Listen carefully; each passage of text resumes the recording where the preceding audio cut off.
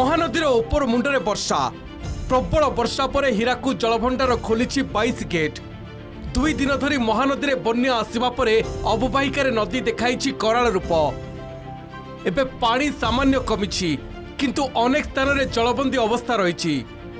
संबलपुर सुवर्णपुर राज्य राजपथ मालती गुंडपुर ठारे रास्तार 2 फुट उच्चरे पानी ठप होईछि। बलांगीर बौद्ध सुवर्णपुर मध्य यातायात महानदी बन्यारे कूल खाऊछि नदी अतड़ा खसी नदी कूलिया गाँ और चाषबास विपद बढ़ी।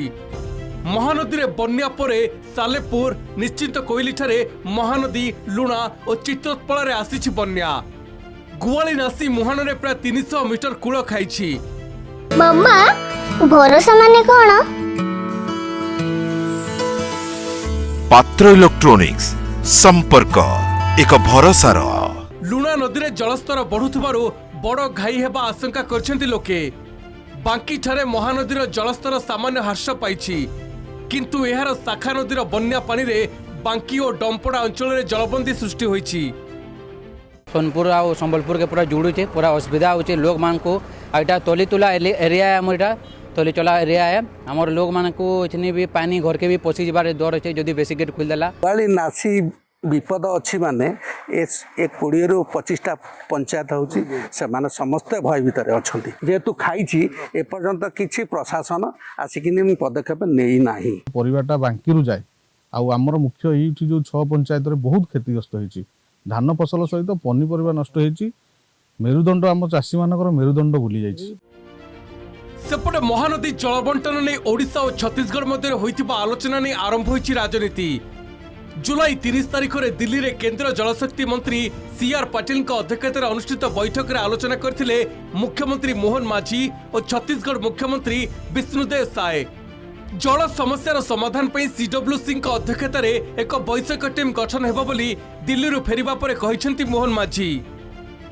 3 मास मध्य समाधान पर उद्यम कराजिबो उभय राज्यर स्वार्थ को लक्ष्य रखी निष्पत्ति नियाजिबो। दीपावली उत्सव पूर्व समाधान हेबा आशा रही कहते मुख्यमंत्री।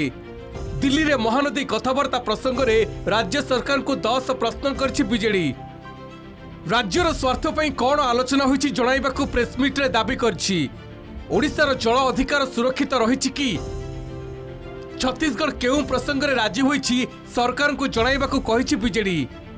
कृषक जलसेचन और पानीय जल प्रसंग में ओडिशार स्वार्थ को नहीं मध्य प्रश्न करछि। बेआईन ब्यारेज प्रसंग मुख्यमंत्री उठाई थिले कि हीराकूद जलभंडार को पानी प्रवेश और कलमा ब्यारेज गेट बंद प्रसंग में की दाबी कला ओडिशा जणाइबाकू दाबी करछि बीजेडी।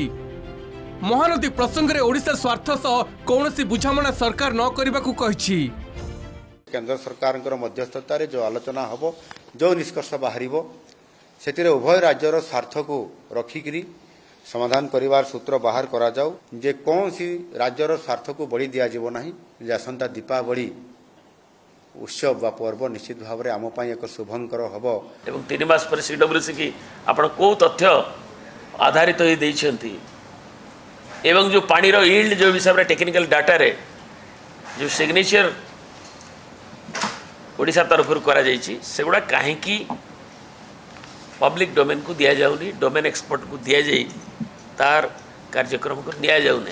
को इश्यू उपरे छत्तीसगढ़ सम्मति प्रकाश कला विरोध कला ताकू मध्य प्रकाश करा जाऊ। ओडिशार जल अधिकार को सुरक्षित रखिया पई सरकार केउ स्पष्ट पदक्षेप नेइछंती बा केउ दाबी उपस्थापन करिसंती ताकू से क्लियर करंतु। छत्तीसगढ़ जो दाबी करि आसुछि से दाबी को ओडिशार मुख्यमंत्री मानि नेइछंती के ओडिशार स्वार्थ सह कौन से समझौता है नहीं बोली सरकार स्पष्ट भाव में घोषणा करिवे कि उपर मुंडरे वर्षा कमिबा फल धीरे धीरे कमुछि महानदीर बन्या जल किंतु स्थिति स्वाभाविक हेबाकू 3 रु 4 दिन लागि पारे।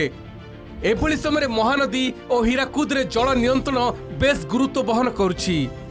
Bureau report Kalinga TV.